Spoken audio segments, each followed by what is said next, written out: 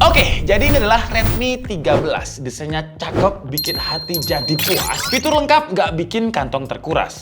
Tapi inget, jangan cuma lihat spesifikasi di atas kertas. Karena harga terjangkau biasanya ada aja yang dikuras. Ya udah, nggak usah cemas. Selamat menonton. Yang terbukti salah tapi tetap bebas.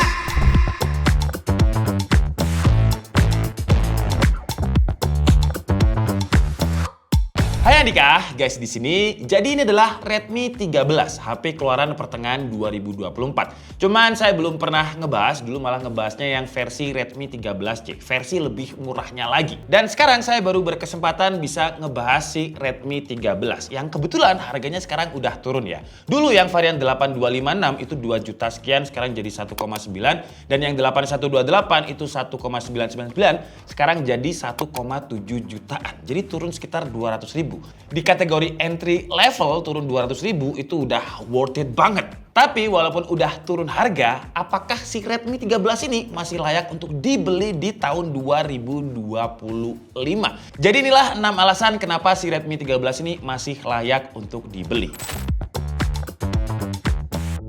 Yang pertama, jelas harga. Dengan harga yang jadi 1,7 juta untuk yang varian 8128 dan yang varian 8256 itu jadi 1,99, jelas bikin dia lebih worth it di kelasnya dibanding kompetitornya ya. Karena harga segini termasuk salah satu spesifikasi yang paling mentok. Chipset, dia pakai MediaTek Helio G91 Ultra. Ya walaupun nggak sekenceng si Helio G99, tapi G99 itu harganya udah 2 juta ke atas. Nah ini kan under 2 juta. Si MediaTek Helio G91 Ultranya ini kalau digunakan untuk daily juga masih mumpuni kok. Dengan Antutu versi 10 ketika kita tes tanpa cooling itu skornya di 228.000.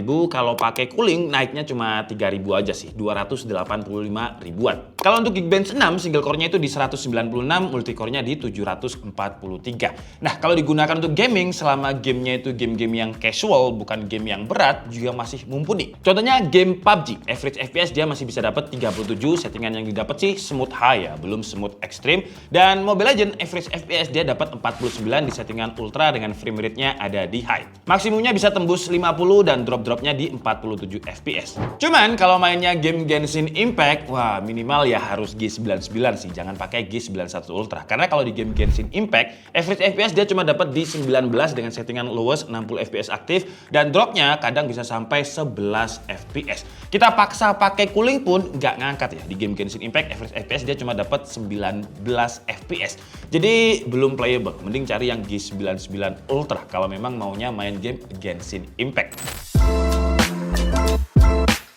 Alasan yang kedua, kamera. Jadi untuk mengompensasi performanya yang nggak sekenceng G99, Redmi ngasih spesifikasi lebih di bagian kamera untuk kelas harga di bawah 2 juta. Kameranya ini punya resolusi 108 megapiksel dengan 3x in sensor zoom. Hasil gambarnya juga oke banget loh untuk kelas 2 jutaan. Dibanding tetangganya bisa dibilang kualitas kameranya masih lebih oke lah. Warna masih natural, dynamic range masih ada. Kalau di zoom dengan mode high res 108 megapiksel, detailnya juga masih cakep. Kamera selfie-nya juga ada fitur soft light ring. Jadi kalau misalkan selfie low light kurang cahaya juga masih cakep. Nih, lihat aja nih beberapa sampel fotonya untuk main kamera dan juga selfie kamera.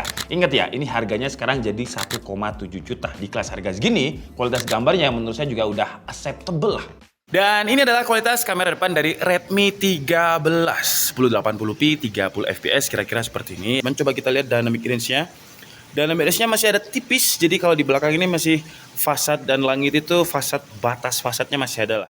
Sekarang kita cobain kamera belakangnya, ini sama resolusinya 1080p 30 fps, kita cobain autofocusnya ya, search. Jadi dari bagian yang gelap ke bagian yang terang, exposure-nya masih di batas aman. Dan kalau digunakan untuk jalan, kira-kira seperti ini, kalau misalkan jalan mundur, seperti ini. Alasan ketiga, OS. Walaupun dia kelas entry level 1,7 jutaan, tapi Redmi udah ngasih OS terbaru mereka, yaitu HyperOS. Yang jelas dibanding MIUI, ini lebih ringan, lebih enteng, pas saya pakai buat browsing, multitasking, buka banyak apps, jarang saya temuin ada lag. Tapi kalau iklan, ya masih ada sih. Ya kan subsidi ya, dari harga hardware-nya yang murah, ya dia harus bikin iklan, biar harganya tetap terjangkau. Software update, walaupun dia entry level juga masih dijanjiin 2 tahun, jadi sekarang 2025 2025, dia keluar 2024. Ya di pertengahan 2026 masih dapat software update. Jadi kalau ditanya apakah masih layak dipakai di 2025, ya jelas masih layak sih. Istilahnya masih disayang lah sama Redmi. Karena di kelas harga segini memang ada ya kompetitor dari Redmi ini yang secara hardware mentok banget, price to performance mentok banget di kelas harga 3 juta ke bawah. Tapi sebelah itu kadang nggak ngejanjiin software update. Jadi ya kadang dapet, kadang nggak dapet. Kayak gacha aja gitu.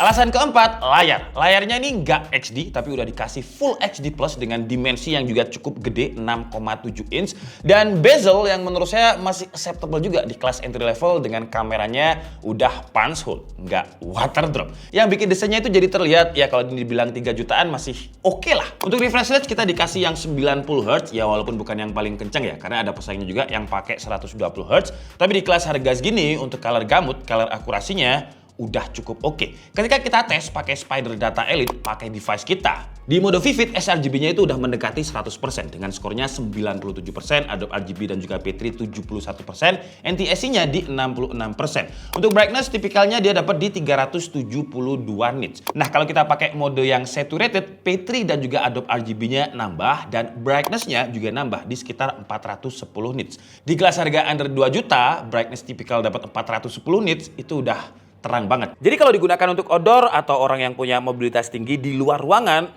masih aman banget. Alasan kelima, ada baterai. Nah, si Redmi 12 kapasitas baterainya itu 5000 mAh, di Redmi 13 nambah. Walaupun nambahnya itu nggak signifikan dan saya nggak ngerasa ada update yang gimana sih ya. Tapi ya secara angka dia nambah. Dengan kapasitas baterainya sekarang 5030 mAh. Nambah 30 mAh. Tapi karena dia nggak pakai G99 ya, yang saya rasain sih dia lebih hemat daya. Dengan Genshin Impact saya main sekitar 15 menit aja karena dia nge-lag, dia berkurang di 5%. PUBG 30 menit berkurangnya di 11%, Mobile Legends 30 menit berkurangnya 9%, TikTok, YouTube dan juga Netflix berkurangnya sekitar 4%. Dan untuk adapter atau charging bawaannya juga kenceng loh di kelas harganya yang 1,7 juta. Biasanya di kelas harga segini tuh kalau nggak 10 watt, 18 watt. Nah, si Redmi 13 dia berani ngasih 2 kali lipatnya, hampir 2 kali lipatnya ya, dengan 33 watt. Yang untuk digunakan ngecas dari 0 ke 100% itu butuh waktu sekitar 1 jam 3 menit. Masih lumayan kenceng juga. Alasan yang keenam, fiturnya ini lengkap untuk kelas harganya. Yang pertama, dia ada NFC. Terus infrared blaster masih ada, jack headphone masih ada. Sensor fingerprint juga ada, side mounted, bodinya juga udah punya sertifikasi IP rating 5.3. Jadi itu tadi adalah 6 alasan kenapa si Redmi 13 ini masih worth it untuk dibeli di 2025. Tapi namanya review ya, gak mungkin saya cuma ngebahas atau ngebagiin alasan untuk beli. Karena ada alasan untuk nggak beli juga atau bisa dibilang kekurangannya lah. Yang pertama ada storage. Storage-nya ini belum pakai UFS, dia masih pakai eMMC 5.1 yang ketika saya tes di Antutu speednya itu di 18 ribuan. Tapi kalau kalian beranggapan ini speednya yang lambat banget, enggak sebenarnya. Masih bisa diterima lah buka aplikasi kayak game Genshin Impact, Mobile Legends, pokoknya aplikasi berat. Itu nunggunya juga nggak terlalu lama, beberapa detik aja. Terus untuk alasan nggak beli yang kedua itu slot SIM tray-nya sih. Memang dia support micro SD sampai 1 TB, tapi ini tipenya yang hybrid. Jadi secara fleksibilitas, kalau kalian mau pakai dual SIM dan satu storage itu nggak bisa. Jadi harus ada yang ngalah ya. Mau dual SIM tanpa tambahan storage atau single SIM aja tapi kalian bisa expand storage-nya. Tapi untuk Redmi sekarang, karena di harga 1,9 aja udah dapat 256 GB aja di Helio G91 dengan kamera yang cukup untuk daily aja, yang nggak kayak HP flagshipnya Xiaomi yang hasilnya bagus banget gitu.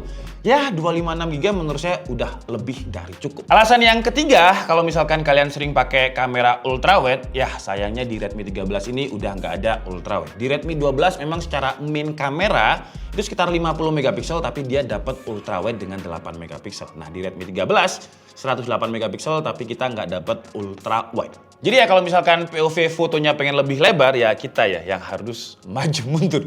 Kekurangan lain, ini kekurangan yang personal ya, subjektif, karena ini kekurangan desain. Karena dari Redmi 12 dan juga Redmi 13, desainnya itu masih mirip-mirip, dan juga karena dia ini pakai finishing yang glossy, tuh coba kalian lihat, cepet banget nempel sama fingerprint untuk yang varian warna hitam. Dan ya, itu tadi adalah kelebihan dan juga kekurangan dari Redmi 13 kalau kalian beli di tahun 2025.